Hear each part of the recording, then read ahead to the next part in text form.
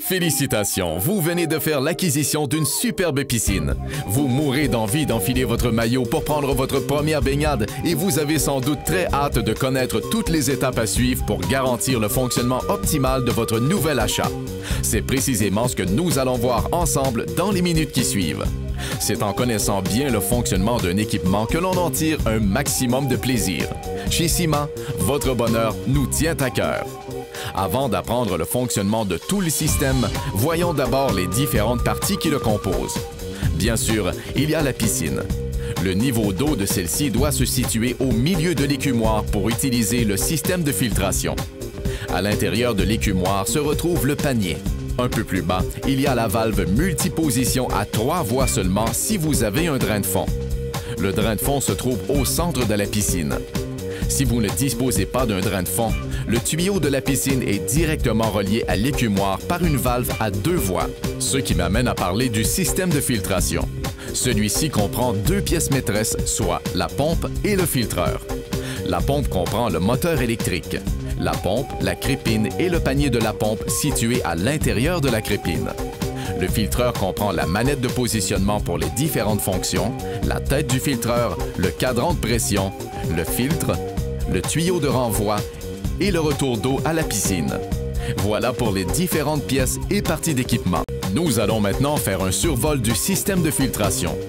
La pompe qui fait fonctionner le système aspire l'eau de la piscine à 2 endroits différents, par le drain de fond et par l'écumoire. L'eau passe donc à travers le panier de l'écumoire et est aspirée vers la pompe traversant le panier de la pompe pour ensuite être poussée à l'intérieur du filtre où elle sera filtrée. Une fois débarrassée de toutes ces impuretés, l'eau retourne toute propre à la piscine par le retour d'eau. Voilà pour le système de filtration en général. Notez bien, lors du premier départ ou si le sable vient d'être remplacé dans le filtreur, assurez-vous de mettre le système en marche avec la poignée de la tête du filtreur en position lavage ou backwash afin d'enlever la poussière contenue dans le sable. Étant familier avec l'équipement et connaissant mieux les grandes lignes du système de filtration, nous sommes maintenant prêts à voir en détail le fonctionnement du filtre et apprendre comment utiliser ces 7 fonctions. Parlons d'abord des 7 fonctions. Celles-ci sont accessibles par la manette de fonction située, comme on l'a vu précédemment, sur le dessus de la tête du filtreur. 1. En tournant la poignée, vous pouvez accéder à la fonction filtration ou filter. 2. La fonction rinçage ou rinse. 3. La fonction circulation ou recirculate. 4. La fonction lavage ou backwash. 5. La fonction fermer ou closed. 6. La fonction égout ou waste. Il y a aussi la fonction hiver ou winter qui n'est pas une fonction en tant que telle, mais qui sert au remisage du filtre. Pour les besoins de la cause, nous utiliserons la description la plus usuelle des fonctions. Lorsque la manette est en fonction filtre, c'est la fonction principale. La pompe aspire l'eau de la piscine jusqu'à la tête du filtre, puis descend à travers le sable en y laissant ses débris à la surface. Une fois filtrée, l'eau remonte par le centre pour enfin retourner à la piscine par le retour d'eau. Cependant, à force de filtrer l'eau, surtout si celle-ci contient beaucoup de débris, le sable deviendra sale.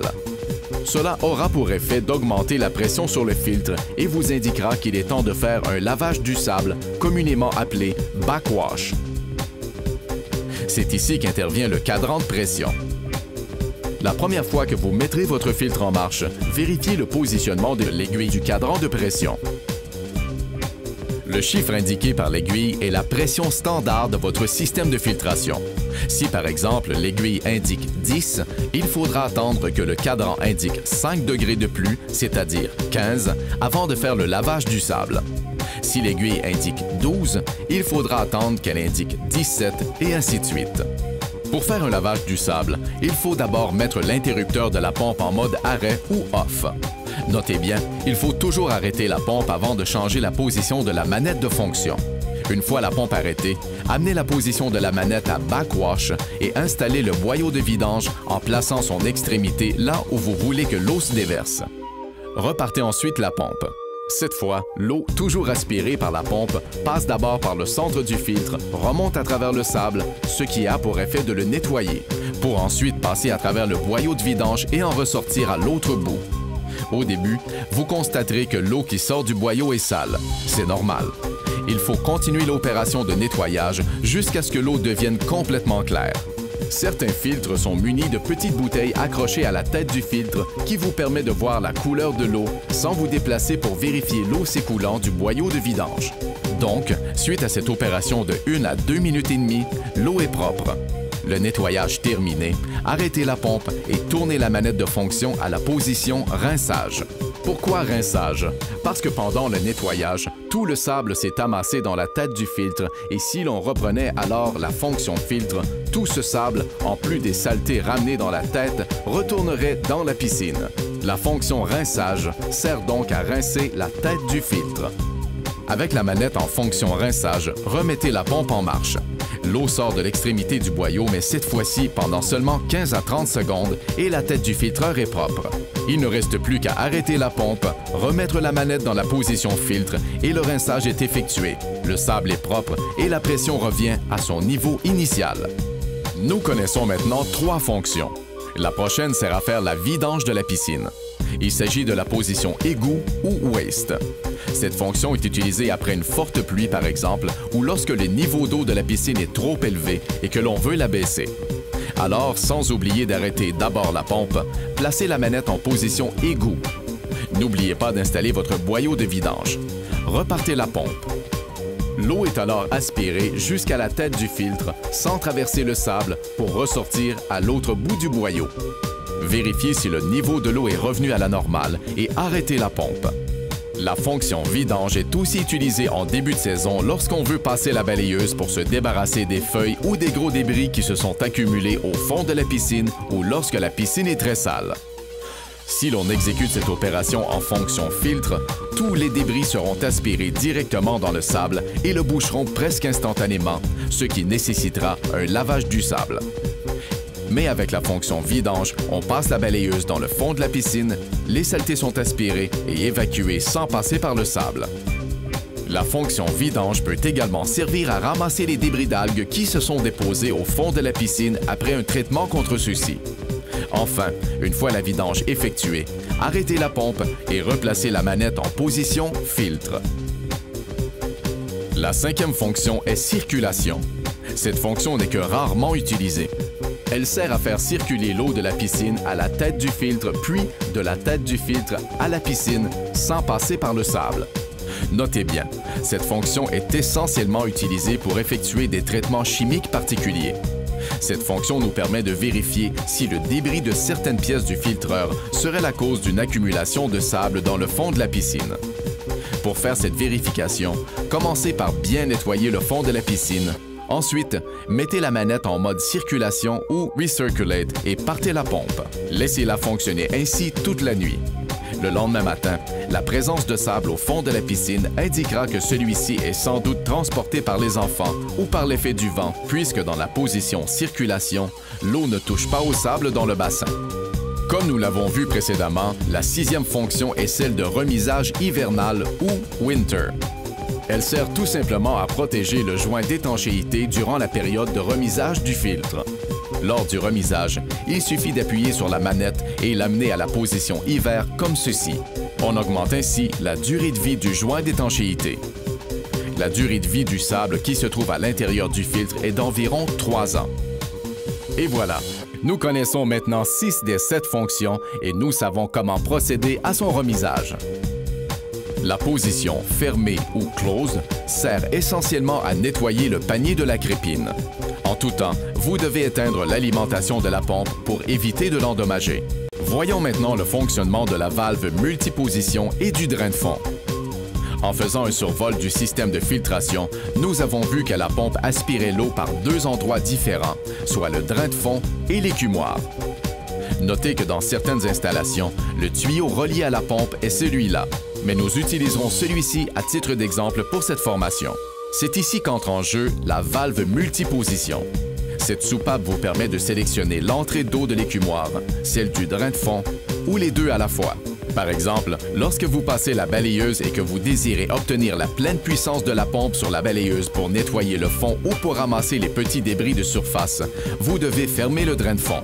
Elle indique aussi que le clapet à l'intérieur ferme le drain de fond dans ce cas-ci. De cette façon, toute la puissance de succion de la pompe est concentrée sur l'écumoire. Si par contre, vous voulez aspirer le sable qui s'est accumulé autour du drain de fond, tournez la valve jusqu'à ce que la flèche pointe vers l'écumoire.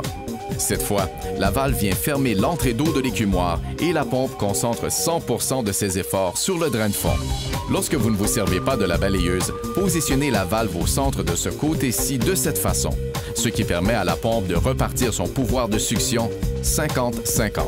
Donc, si par mégarde, un enfant ou une personne mal renseignée positionne la valve dans cette direction avec la pompe toujours en fonction, ça aurait pour effet d'endommager la pompe. Notez bien, la pompe a toujours besoin d'eau lorsqu'elle est en marche. Une bonne façon de s'en assurer est de placer sa main devant le retour d'eau dans la piscine et de vérifier s'il y a une pression créée par l'eau qui retourne à la piscine. En ce qui a trait à l'entretien des paniers, nous avons déjà vu que le panier de l'écumoire sert à recueillir les plus gros débris.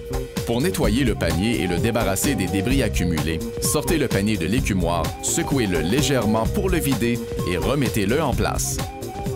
Le nettoyage du panier de la crépine de la pompe recueille les plus petites particules et est un peu plus délicat. Premièrement, éteignez la pompe. Ensuite, tournez la valve multifonction en position fermée, ainsi que la valve sélectrice du filtre également en position fermée. Vous pouvez maintenant dévisser le couvercle de la pompe afin de retirer le panier à l'intérieur de celui-ci. Rincez-le bien pour le débarrasser des débris qu'il contient avant de le remettre en place. Vous pouvez alors remettre le couvercle et repartir la pompe. Vous devez vous assurer d'ouvrir la valve multiposition et de remettre la valve sélectrice à filtre avant de redémarrer la pompe. Voyons maintenant l'utilisation de la balayeuse qui vous est fournie avec le matériel d'entretien de votre piscine. Si vous avez un drain de fond, celui-ci ne peut ramasser les débris qui se trouvent hors de sa portée dans le fond et sur les parois de la piscine. La balayeuse fournie remplit très bien cette fonction. Premièrement, placez la valve multifonction en position demi-écumoire, demi-drain de fond. Placez l'extrémité du boyau à la tête de la balayeuse, celle-ci raccordée à votre pôle télescopique. Plongez le tout au fond de la piscine en gardant une extrémité de la pôle et du boyau en main. Placez l'extrémité du boyau de la balayeuse devant le retour d'eau et laissez cette pression évacuer l'air qui se trouve dans le boyau. Lorsque vous ne voyez plus de bulles d'air sortir du bout de la balayeuse, vous savez que l'air est complètement évacué du boyau. Il ne vous reste plus qu'à amener l'autre extrémité du boyau sous l'eau afin d'empêcher l'air de pénétrer dans le boyau et d'un coup, le brancher à l'adaptateur de l'écumoire et le tour est joué. N'oubliez pas de replacer la valve multifonction vers la position drain de fond afin de maximiser la succion de la balayeuse. Après le nettoyage, vérifiez la pression du filtre afin de vous assurer qu'il n'est pas venu le temps de faire un nettoyage du sable.